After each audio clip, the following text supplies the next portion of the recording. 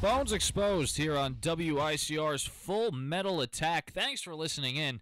You can listen to us live on Ustream.com by searching WICR. It's very simple. You can also get the Ustream app.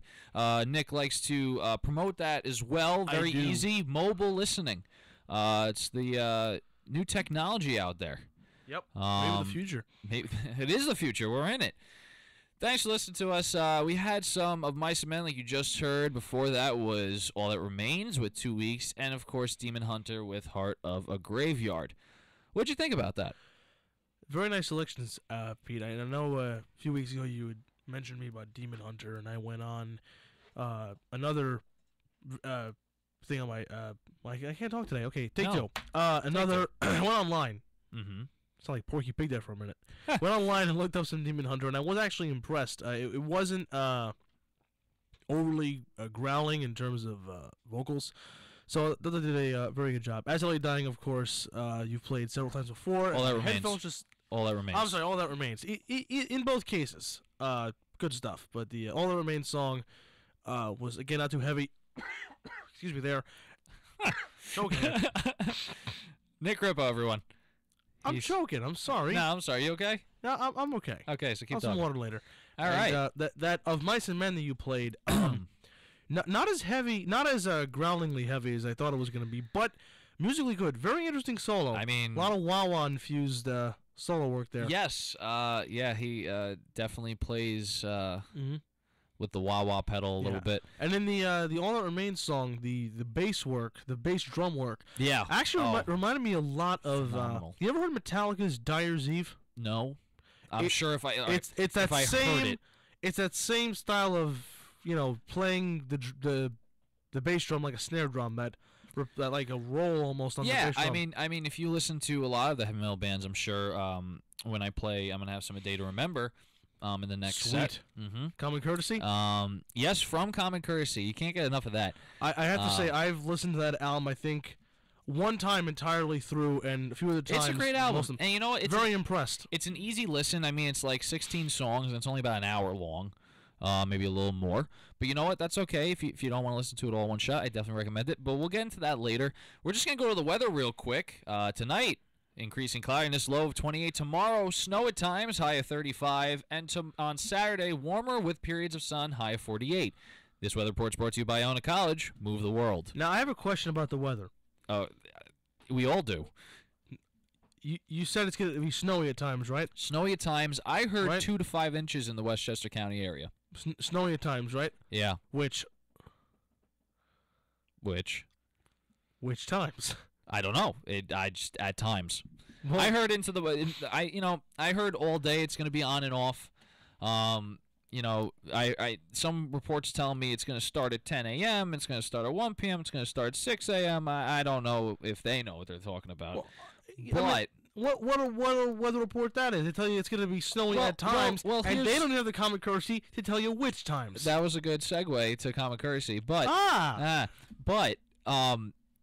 I heard 2 to 5 inches in the Westchester County. So snowy at times, snowy all the way through. Who cares? You're getting 2 to 5 inches if they're correct, which I'm really not happy about considering tomorrow's the first day of spring. Hi, spring. Yeah, if you're listening in the spring, please stop this madness.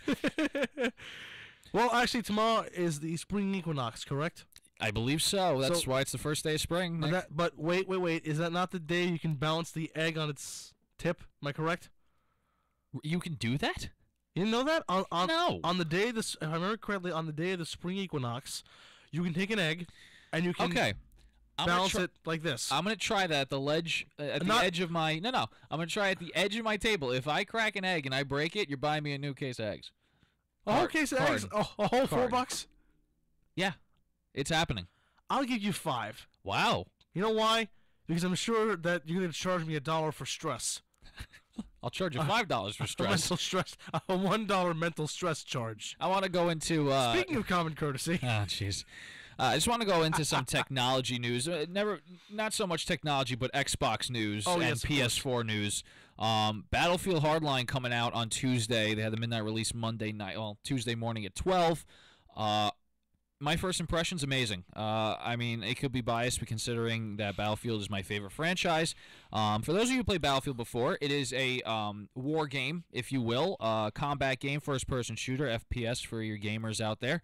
You know, it's very action-packed, big maps. Battlefield's notorious for big maps, and you can have a lot of people playing at once on the Xbox One. I believe it's the biggest map is 30 versus 30 people, biggest game type.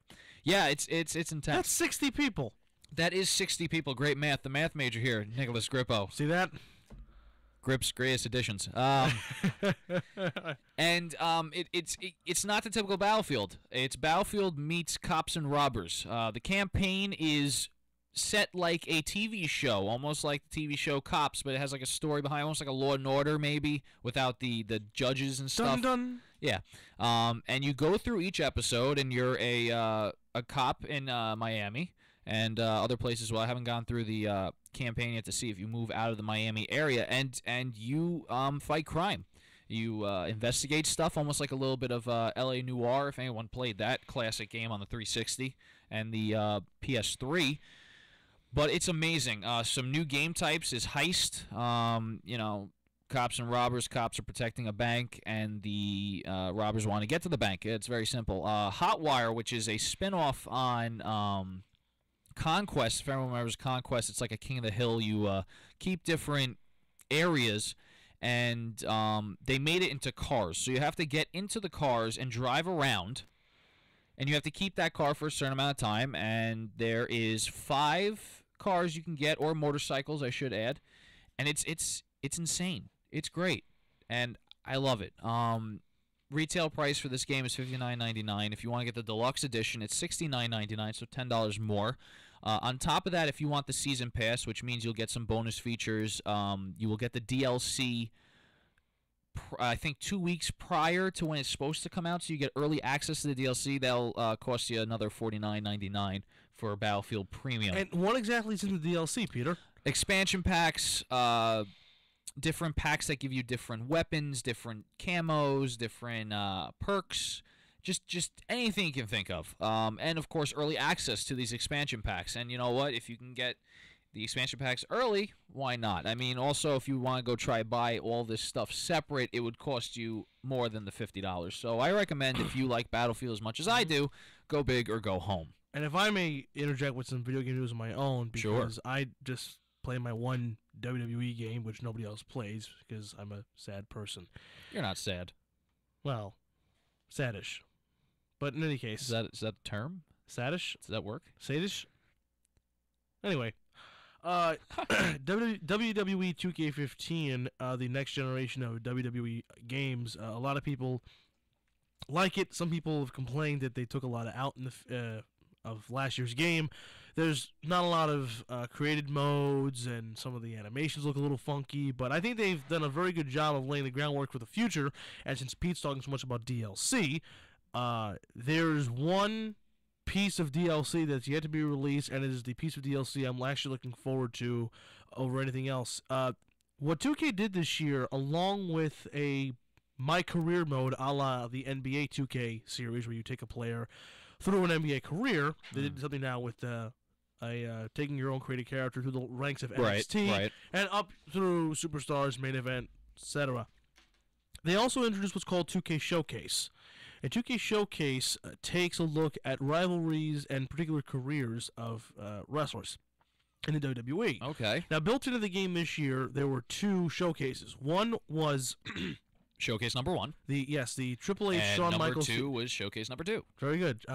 The first one was Triple H versus Shawn Michaels from August of 2002 up to June 2004. Right. A collection of the matches from their feud there, including their Hell in a Cell match from Bad Blood of 04, the Elimination Chamber match from Survivor Series 2002, and all kinds of different matches in between for different characters, unlockable tires, etc. And then the other 2K Showcase, which I haven't gotten to yet, but I'm very excited to play, which is CM Punk versus John Cena between 2011 and 2013. The now famous angle when CM Punk won the WWE Championship and supposedly did so with his contract expiring that evening. He won the title in Chicago in the Allstate Arena and is one of the loudest reactions I've ever heard and seen for a crowd. So it'll be great to reenact that. But the one I'm looking forward to, the DLC over everything else, is called Path of the Warrior. I'm guessing it's a path of some warrior. The ultimate warrior of all warriors. It is a career retrospective on the Ultimate Warrior who unfortunately died last year, 2 days after being inducted into the WWE Hall of Fame. Terrible. It really was, and it was the strangest thing because he comes out on Monday Night Raw and delivers a promo which eerily, when you go back and watch it, was like a eulogy, like he did his own eulogy. So they are doing a DLC for him, a career retrospective, his match with Hogan from WrestleMania 6 at the Sky Dome, his first time winning the Intercontinental title, his matches with Rick Rude, his matches with the Honky Tonk Man, his matches with Andre the Giant, so on and so forth. So not so much particular like feud as it is a career retrospective on the Warrior that should be releasing, I would imagine, next week or in 2 weeks. Very much looking forward to picking that up. Very nice. Speaking of picking stuff up for the technology, just one more thing before we go to our next, your headset. Yes, I want to talk about these headsets I actually just purchased today, and I don't mean to plug so many things, but Turtle Beach makes a couple of headsets that I truly love. In the past, I've had Xbox 360 Turtle Beach headsets. I just picked up the XO1s. It's fairly inexpensive, $80 at GameStop. I'm sure you can find it cheaper on Amazon. But these things are great. If you don't play with a gaming headset on, I think it takes away from the experience. You know, my friend, back when I didn't use gaming headsets, tried to get me into it. I'm like, no, I want to hear the stuff out of my computer and stuff like that, or my TV. And he says, no, you got to get them. Once I did, I was in love. These particular headsets will actually voice monitor you, so you can actually hear your own voice in the headsets, because what happens is in these headsets you'll hear the music or the gunfire or whatever you're playing in a game through the headphones, not necessarily the TV. This gives you the option to mute the TV and not bother anyone else in the house. Now, I know I am a offender of that because my father has woken up many of times, and I apologize to him. But now you can actually listen to the game. Shout out to Pete's dad. Shout out to Pete's dad if he's listening. I think he's asleep, but I hope he's not. I hope he's listening. I was actually playing off the Greg Moore joke he did earlier. Yes. That was classic Full Metal Attack back before Nick's time. You can hear the game inside your headphones. You can hear the game chat inside your headphones. You can hear yourself in the headphones, making it a quieter environment for the rest of the house or the apartment or wherever you are. But it makes an insane environment for the person playing the game with the headsets on. I highly recommend you go out and buy a pair if you're a gamer. I know the financial commitment to games is high, considering games are $60. But I don't know. I think everyone should get one, and I think you should too, Nick. Yeah.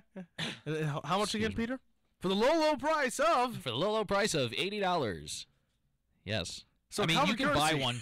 You can buy one from like $250, so it's pretty low. Or we could not. You're right. Okay, so we're gonna go on to the next set of songs because I know Nick is like chomping at the bit here, going, "Hey, get some more music." Right? You're excited, right? Whoa. WICR here on Ustream.com. We got good things coming up by a day. Remember, here we go.